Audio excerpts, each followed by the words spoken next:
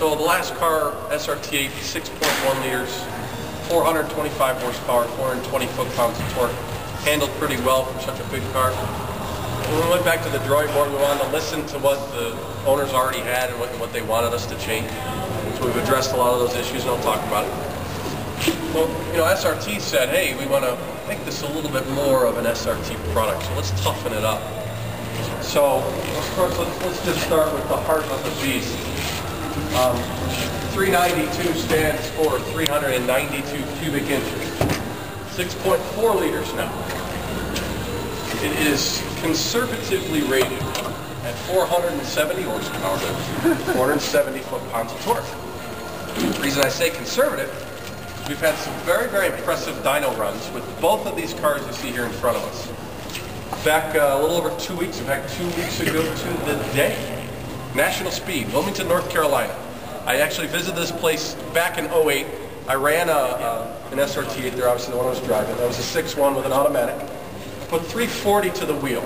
Okay, now that was a 20% drivetrain loss. Kind of on the high end of common, but still common with an automatic.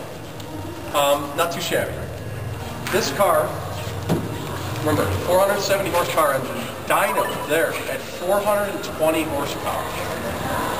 That's a 10.5% drivetrain loss. So one of two things is happening. Either we're getting real efficient with our drive lines, or we might be conservatively rating it. Either way, it's two good problems to have. To follow up with that, 4 days ago, we were down at Hennessy Performance in Sealy, Texas. Dyno, again, on a dyno jet. These are all SAE corrected numbers. A couple thousand more miles on the car, put 432 to the wheel here. Almost 425 foot-pounds of torque.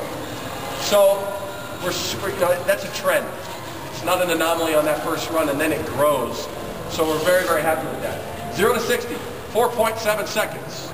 Ran a quarter mile time, 12:44 at 110 miles an hour. The last car would top out at about 170. No SRT products are governed, so they're drag limited, meaning they hit a wall of air they can't push through anymore. This car has a now top speed of 182 miles an hour.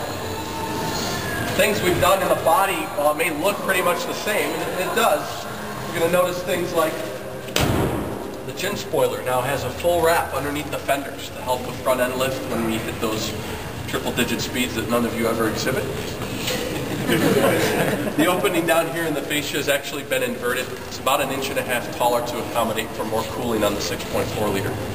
I probably should have left it open, but what's cool on the 6.4, still push rod technology, right? It's a HEMI, it's got it.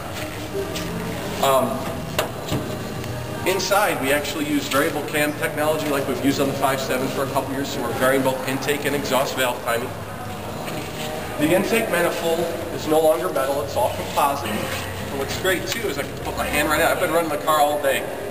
It's much more resistant to heat soak. It's also a butterfly valve inside that actually closes up. So when we hit higher revs, the air goes from a long run into a short run path.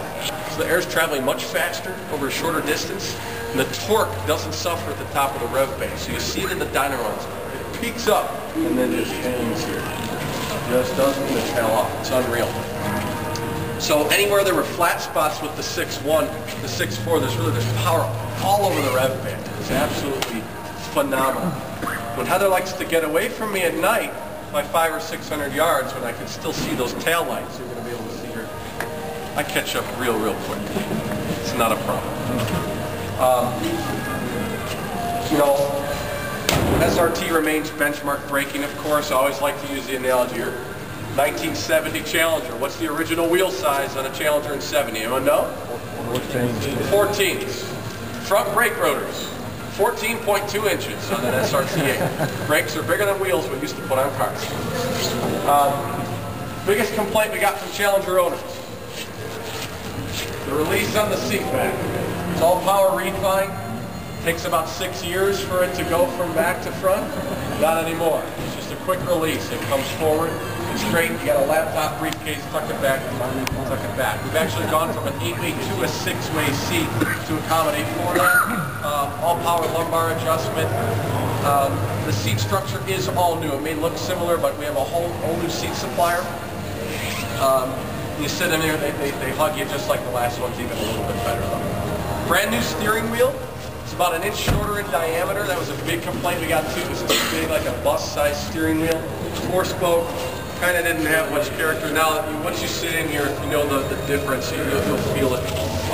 We've gotten rid of the cruise control stalk on the column, so that's all up on the spoke here, a lot less complex. We're using a higher steering ratio in this car combined with all new suspension. The last car handled all right. Handles a heck of a lot better now. When you're coming off center, I mean, it's boom, it's right there. The car will actually pull 0.93 Gs on the skid pad. It's a 4,150-pound car. It's massive, but it handles like a lot lighter vehicle now. It is absolutely unreal. On the passenger side here,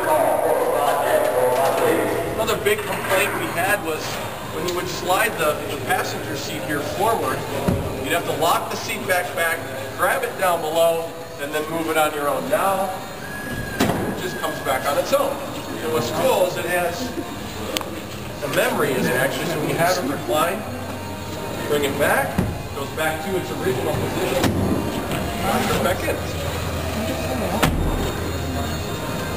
I know I'm long-winded, so if you want me to shut up, it's still me. Hopefully this works to plan. Key right here. It's going to go back in my pocket. There's a button on top of the door handle here. Come right up, press it, and locks the car. And when you come up to the vehicle, hand right underneath, and it unlocks. Hypothetically, you never even have to pull the key out of your pocket ever again, because you got push-button start here as well. So we're adding, these convenience features into the car that people have been asking for. Another big one on the trunk release. You had to release from the inside or on the key fob on the last car. Now you have a button right integrated in. Wow. So we've been listening. It's very important that we convey that. We are on the forums, we're on the blogs, we listen to all the feedback you guys give us, and we make products that we feel are great, that you guys have told us are great, make them even better. The SRT track experience is still all part of the package here. So Richard Petty Driving School travels regionally. When they're in your area, you go there free one time. You don't even have to bring your car, because we're going to bring Challenger, Charger, Grand Cherokee, 300, Viper's still around. We're going to teach you what these cars are capable of. That's free with the purchase of the vehicle. And you can burn our tires and our gas. It's a lot of fun.